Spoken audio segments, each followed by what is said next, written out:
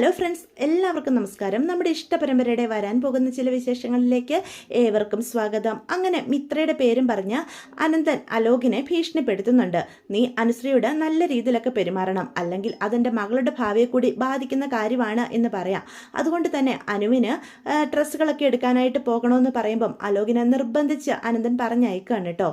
അനന്തന് പറഞ്ഞതുകൊണ്ട് മാത്രം അനു കൂടെ പോവാം. പക്ഷെ അച്യുതൻ പറഞ്ഞതുപോലെ അനുശ്രീയെ മാക്സിമം ഉപദ്രവിക്കണം, എങ്കിൽ മാത്രമേ മിത്രയ്ക്ക് അവിടെ സമാധാനം കിട്ടാതെ വരുള്ളൂ. അങ്ങനെയെങ്കിലും മിത്രയോടുള്ള ദേഷ്യം തീർക്കണം എന്നൊക്കെ അലോക് മനസ്സിൽ കണക്ക് കൂട്ടുകയാണ് കേട്ടോ. അതുകൊണ്ട് തന്നെ 8ന്റെ ഒരു പണി അനുവിന് കൊടുക്കണം എന്ന് തന്നെ തീരുമാനിക്കുക. അനുശ്രീയുടെ കയ്യിൽ കാര്യമായിട്ട് കാശൊന്നും ഉണ്ടാക്കാൻ ഒരു വഴിയില്ല. കാരണം തൻ്റെ കൂടെ ഒന്നുമില്ലാതെയാണ് അനു ഇറങ്ങി വന്നത്. അങ്ങനെയാണെങ്കിൽ അവളെ കൊണ്ട് തുണിക്കടയിൽ നിർത്തിയിട്ട് സാധനങ്ങൾ മേടിച്ചതിന് ശേഷം ബില്ലിംഗ് സെക്ഷനിൽ ബില്ലടയ്ക്കാൻ കാശില്ലാതെ നിന്ന അവൾ നാണം കെടും. ഇതറിയുന്ന അവളുടെ ഏട്ടന്മാര് വെറുതെ ഇരിക്കുമോ? ഒരിക്കലും ഇല്ല. ആ ദേഷ്യം മുഴുവനും മിത്രയോട് തീർക്കുകയും ചെയ്യും. അത് തന്നെ വേണം എന്ന് അലോക് മനസ്സിൽ കണക്ക് കൂട്ടുകയാണ് കേട്ടോ. അതുകൊണ്ട് തന്നെ വലിയൊരു മാളിലേക്ക്, അതും നല്ല വിലയൊക്കെ ഉള്ള ഡ്രസ്സുള്ള ഒരു മാളിലേക്കാണ് കേട്ടോ അനുവിനെയും കൂട്ടി അലോക് പോകുന്നത്. അത് കാണുന്ന അനു പറയും, അലോകെ ഇവിടെ നല്ല വിലയാ, സാധാരണ ഏതെങ്കിലും ടെക്സ്റ്റൈൽസിൽ പോയാൽ മതി എന്ന് പറയാം. ഏയ് അതുപോരാ, വെല്ലിച്ചൻ പറഞ്ഞതല്ലേ നിന്നെയും കൊണ്ടുപോയി നിനക്ക് ഇഷ്ടപ്പെട്ടത് എന്ത് മേടിച്ചു കൊടുക്കണമെന്ന്, അതുകൊണ്ട് ഇവിടുന്ന് തന്നെ ഡ്രസ്സ് എടുക്കാം എന്ന് പറഞ്ഞ് അനുവിനെ നിർബന്ധിച്ച് ആ മാളിലേക്ക് കൊണ്ടുപോവാണ് കേട്ടോ. അപ്പം അനു വെറുതെ ഇരിക്കുന്ന ആളൊന്നും അല്ലല്ലോ, അലോകിന് 8ന്റെ പണി തന്നെ കൊടുക്കണമെന്ന് അനുവും തീരുമാനിക്കും. അലോക, ഞാനൊരു കാര്യം പറഞ്ഞേക്കാം. എനിക്ക് 1-2 ടോപ്പ് എടുത്താൽ പോരാ, കുറച്ചധികം ഡ്രസ്സ് വേണം. എനിക്ക് ഡ്രസ്സുകളൊന്നും ഇടാൻ അവിടെ ഇല്ല എന്ന് പറയാം. ബില്ല് വരുമ്പം തുക കൂടിപ്പോയെന്നും പറഞ്ഞ് എൻ്റെ മെക്കിട്ട് കയറാൻ വരരുത്. ഓ കൃഷ്ണമംഗലത്തെ അലോക, ദേവമംഗലത്തുള്ളവരെ പോലെ കണക്ക് പറയാൻ ഞാൻ നിൽക്കുകയില്ല എന്ന് അലോക അപ്പം പറയാണ്. തൻ്റെ വീട്ടുകാരെ അപമാനിച്ച ഇവരിട്ട് നല്ലൊരു പണി തന്നെ കൊടുക്കണമെന്ന് അനു തീരുമാനിക്കുകയാണ് കേട്ടോ.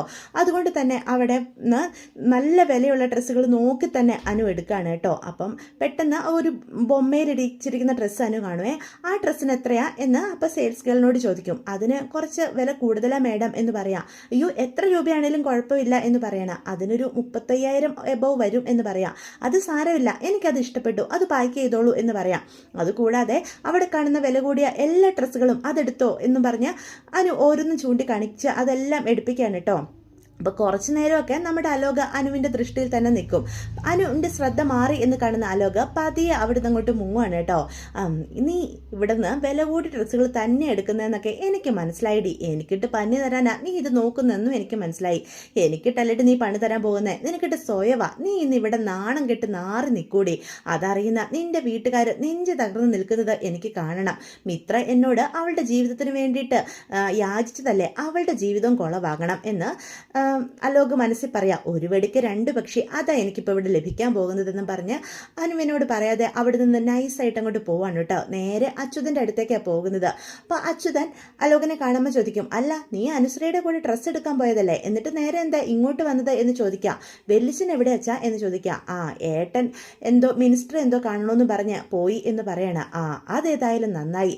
അച്ഛൻ പറഞ്ഞതുപോലെ അനുവിനിട്ട് ഞാൻ നല്ലൊരു പണി കൊടുത്തിട്ടാണ് വന്നിരിക്കുന്നത്. അനുവിനിട്ട് പണിയോ? എന്തു പണി? അവളുടെ കൈ 10 പൈസ ഇല്ലച്ചാ. ഞാൻ ഇങ്ങോട്ട് പോന്നു. അവൾ ഇപ്പോഴും ഡ്രസ്സ് എടുത്തോണ്ട് അവിടെ ഇരിക്കുകയാണ്. ബില്ല് കൊടുക്കാൻ കാശില്ലാതെ അവൾ ഇന്ന് അവിടെയുള്ള എല്ലാവരുടെ മുന്നിൽ നാണം കെടുന്നത് എനിക്കൊന്ന് കാണണം എന്ന് പറയാം. ഇതെങ്ങനെയെങ്കിലും ദേവമംഗലത്ത് അറിയിക്കണം. അതിൻ്റെ ശിക്ഷ എന്തായാലും ആ മിത്രയ്ക്ക് കിട്ടാതെ ഇരിക്കില്ല എന്ന് പറയണം. അത് കേൾക്കുന്ന അച്യുതൻ പറയും, അതേതായാലും നന്നായിടാ, നല്ലൊരു ഐഡിയ തന്നെയാണ് നീ ചെയ്തു വെച്ചത്.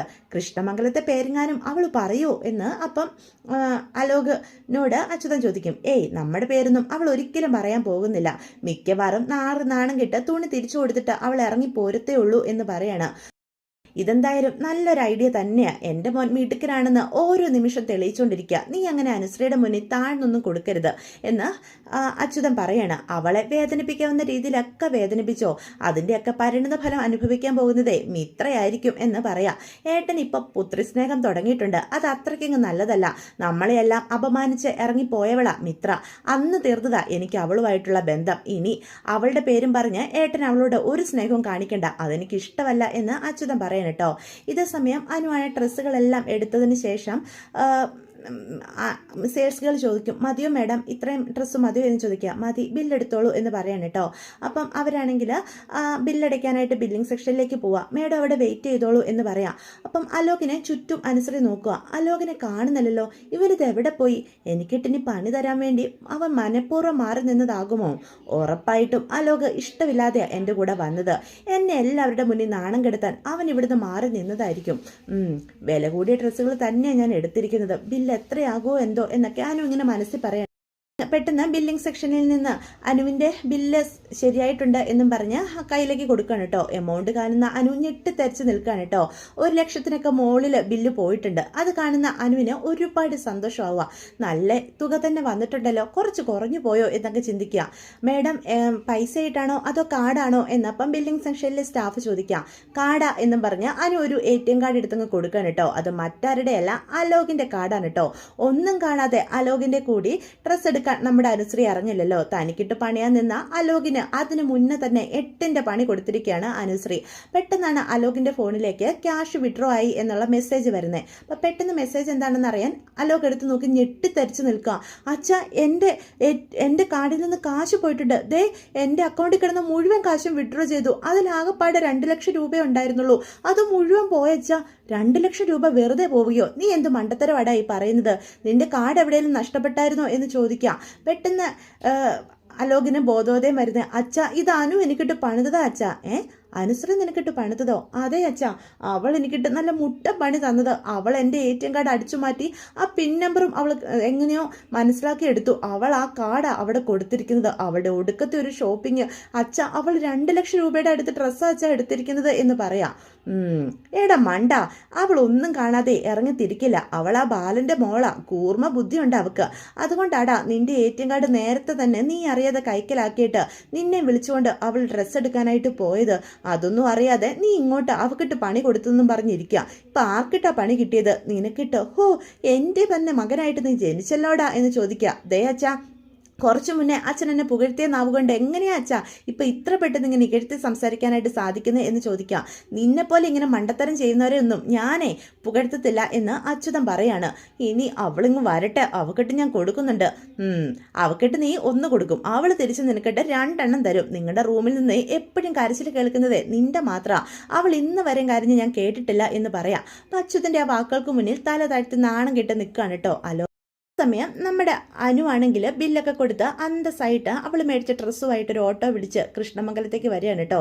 എടാ അലോകെ, നീ എന്നെപ്പറ്റി എന്താടാ കരുതി വെച്ചിരിക്കുന്നത്? നീ എനിക്കിട്ട് ഒരു പണി തരാൻ നോക്കിയാൽ അതിനപ്പുറത്തെ പണി നിനക്ക് ഞാൻ തന്നിരിക്കും. ഇത്രയും ദിവസത്തെ അനുഭവം കൊണ്ട് നീ അത് പഠിച്ചില്ലല്ലോടാ. എൻ്റെ കയ്യിൽ നിന്ന് എത്ര വാങ്ങിക്കുട്ടിയാലും നീ വീണ്ടും വീണ്ടും നാണം കെട്ട് ഓരോ പണി എരന്ന് മേടിക്കുക എന്നൊക്കെ പറഞ്ഞ് സന്തോഷത്തോടെ കേട്ടോ കയറി ചെല്ലുന്നത്.